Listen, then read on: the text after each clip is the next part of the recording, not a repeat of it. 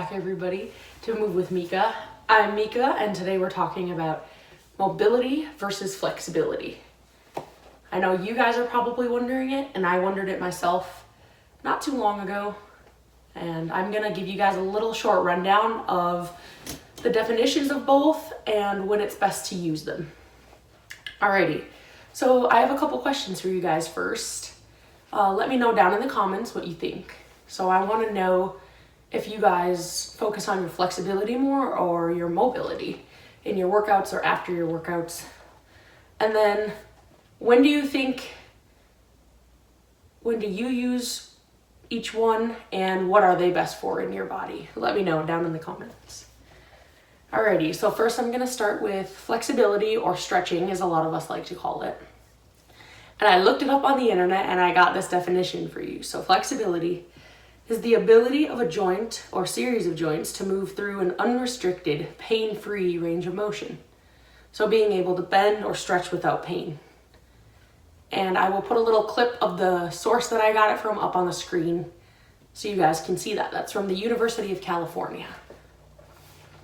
And then mobility, on the other hand, is just the ability to control movement through a range of motion. So say you're doing, say you're doing just a normal regular bench and you're holding onto the weight and you bring it down, but say your shoulders are really tight and not loose and you try to bring it down and you can really only get it about here. We want to work so that you're able to get your full range of motion, pull it all the way down and press back up without it being painful. That's the mobility. Or like in a squat, if you squat down and your back arches a lot or your hips feel really tight, that is what you do use mobility for, to help us not feel in pain when we're doing those exercises. Alrighty. So I have a fun fact for you guys, which was surprising to me. A third of all adults over age 65 actually have mobility issues and problems. And I will also put a little clip of where I found that. That was actually from Harvard. Surprising to me, but I guess understandable. And when I say mobility too, I'm talking about going to the grocery, taking your groceries in the house, being able to lift them, being able to set them down. Going downstairs and upstairs, that all requires mobility in our ankles, our ankle joints, our knee joints, and even our hips. And so when I train mobility, I train it for my lifestyle. I train it so I'll be able to do those things when I'm 65, 75, 85, and so on. So we will go on to what I recommend and what I do in my training. So I really enjoy my flexibility and stretching. I tend to do stretches after a workout, after lifting. Also, sometimes if I'm just having a rest day, I'll warm up and then I'll stretch just to work on maybe my splits or upper body work. So I mainly use that after a workout because it's more static. You're holding a stretch for 30 seconds or longer. That's when I would recommend using it to get the best results.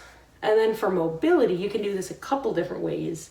I know some people who do mobility exercises throughout their workout, in between heavy lifts. They will incorporate it in between. I've seen people do the 90-90 stretch. I've done that myself. I know people use the resistance bands to kind of help warm up and mobilize the shoulders. Those are really awesome. So there's lots of different ways you can do it during your workout. And then there are other ways that if you're just on a rest day, you can do them as a supplement to your workout. So you warm up your body, do a little dynamic warm up, and then jump right into a mobility workout. And I found the best way to do a mobility workout is to do it playfully and move like a child does, because we all know that kids are all over the place. They're crawling all over the floor, they're running back and forth, and that's what they spend most of their day doing. And then as we get older and become adults, we don't do much of that anymore, and we lose that range of motion and that ability to do that stuff without being painful. So I have a couple recommendations. I'll remember to link them down. I hope I'll remember to link them down in the description. There's one awesome guy, his channel is called Movement Parallels Life.